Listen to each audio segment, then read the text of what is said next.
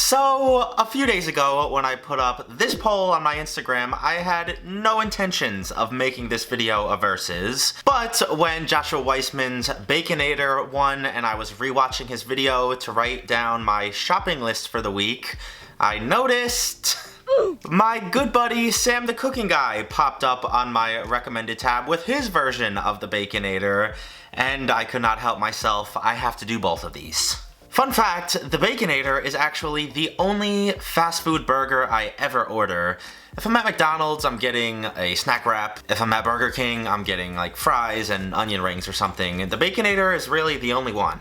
It's probably because it's the only fast food burger that says, screw the lettuce and pickles, forget the tomatoes, this is just straight fat on cheese on bacon, so what's not to love? With that being said, let's see how these two recipes stack up against each other and Wendy's.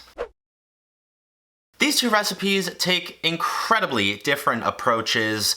Sam's is pretty easy and simple, which you will see later, but for right now, we're diving into this super complex version, Joshua Weissman's. I grabbed some Chinese black vinegar and bread flour, kosher salt and mayonnaise, ketchup, unsalted butter, some black garlic, active dry yeast, and sirloin steak, black pepper, an egg, and some water, some whole milk, and some sugar, our huge hunk of beef chuck, as well as our short ribs, thick cut bacon, chives, smoked provolone, and some white cheddar cheese. Now, based off all those ingredients, you can tell that we have to make every single component of this burger from scratch. Starting with my burger buns, which are pretty close to the last buns I made from Joshua Weissman's channel.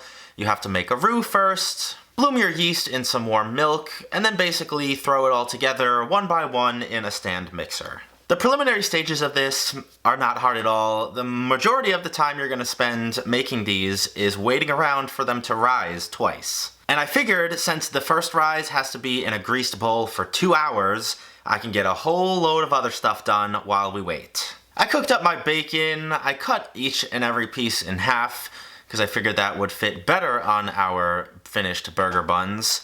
Also, I wanted to cook these to a really nice crispiness. If your bacon ain't crispy, I don't want it. Next, I figured I would get this black garlic chive mayo out of the way. I have never used black garlic before. I've watched the homie Brad on Bon Appetit make it before, but I don't really even know what this tastes like. I can tell you it smells really freaking good. It's squished down to a paste really easily.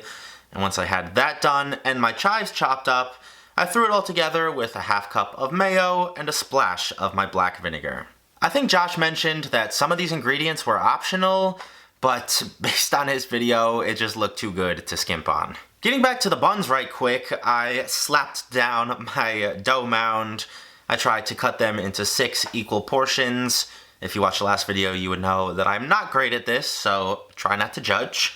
And mainly because I don't have 2 cookie sheets that are the same size and tall enough to fit our buns in. Once I had all 6 of my little doughbies done, I just covered them all with some plastic wrap very loosely and then a hand towel as well. They have to rise for another 30 to 40 minutes, but we have one more step to get done anyways, which is to grind our meat. Thank goodness I have this meat grinder. I've used it much more than I thought I was going to. And the 3 stars of the show today are going to be the sirloin, the chuck, and the short ribs. I measured out 2.5 pounds of this in total. I cut them into 1-inch cubes. Make sure to freeze the cubes or the steaks whole for at least an hour before you do this because it just helps with the grinding process. Even better is if you throw in the entire meat grinding attachment in the freezer too. Just know that the colder everything is in this process, the better. My ground beef came out looking pretty gorgeous, if you ask me. I love the ratio of fat to lean meat in this. So I set that aside and we can finally bake off our buns. Egg wash all these guys and then throw them in a 375-degree oven for 16 minutes until they blow up like little golden brown balloons.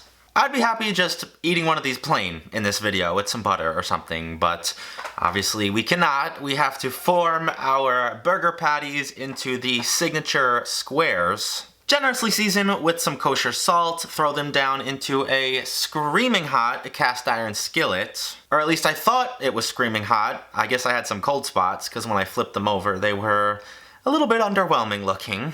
It's really no big deal though. I got a nice sear on the other side. I threw down 4 slices of cheese. I did the little water and tin foil trick to get the cheese to melt much quicker. And after about 4.5 hours, we can prepare our burger. Remember what I said earlier about this just being fat on carbs, on more fat on bacon, on cheese? Yeah, I'd say that this just about fits that description. You know, I was at the doctor's office the other day getting some blood work, and when he calls me, inevitably very concerned about my blood counts and asks what's going on, I'm just gonna send him this video and a host of other ones like it.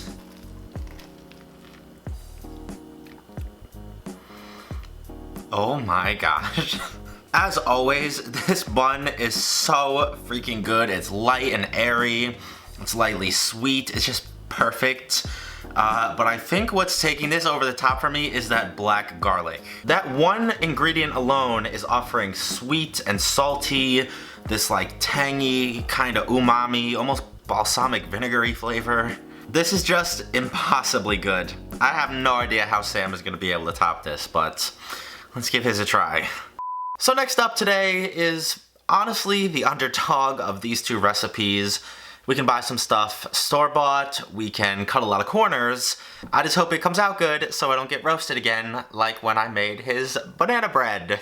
But I grabbed some brioche buns and some ground beef, ketchup and some Japanese Kewpie mayonnaise, salt and pepper, some American cheese slices, butter, the rest of our short ribs, and then some leftover bacon.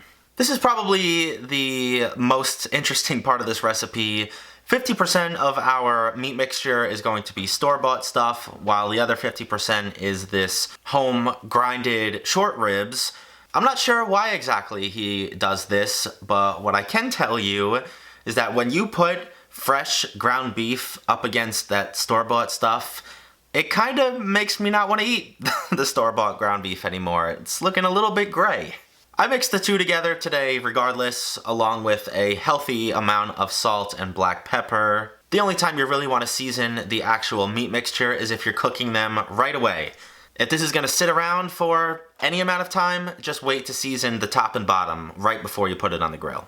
These patties are going to be exactly the same weight and dimensions as Joshua's version. I did the same little parchment square trick. It just makes things a little bit easier when you're forming these. And I'm also going to toast my brioche buns right on my cast iron skillet. Just don't pull a Carla, not only burn them, but also have forgotten to butter them or put anything on them at all. No big deal though, we have 5 more to go through before I'm really in trouble. The next one's toasted up pretty nicely, and then I eventually threw down my burger patties. That took about 1/8 of the time of the last recipe. It looks good. I don't know how it's gonna stack up, but let's give this one a shot. As good as this looks, I don't know, man. I'm still in awe over how incredible that last burger was. Alright, so a couple things here. Number one, the bun. This is really just gonna depend on what you can find in your store. This is actually pretty freaking good for a grocery store bun. It's also much more proportionate, like you don't get any big mouthfuls of bread like in the last burger.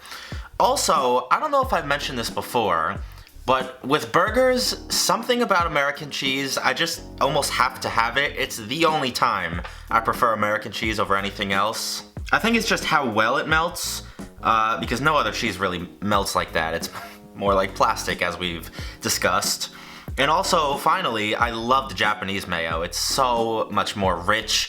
You get the vinegar, it's like not even comparable to your typical American Heinz mayo. But overall, I gotta give it to Joshua. I think this is great for, you know, day-to-day meals. This probably took me 30 minutes or less. Joshua's took me 4 to 5 hours, but I don't think I've ever had a burger on that level before. At least none are coming to my head. But look on the bright side. At least I can now look forward to Sam roasting me for burning the buns or my awful unicorn hair or something. I hope you guys enjoyed today's video. If you did, leave me a big old like. Shout out to Joshua and Sam. You guys are both legends. Follow me on Twitter and Instagram if you don't already. Other than that, have a fantastic week. I will see you right back here next time. Peace.